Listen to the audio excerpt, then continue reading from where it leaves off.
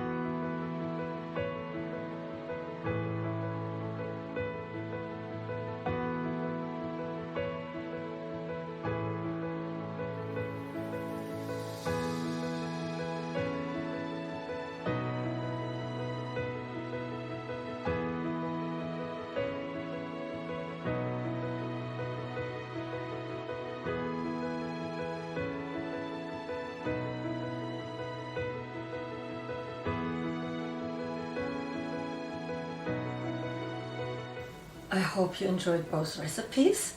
Please let me know in the comments below which one is your favorite. Don't forget to share these recipes with your friends and family. Hit the like button and subscribe to my cooking channel. I hope to see you in my next video. Until then, sweetest cooking, everyone.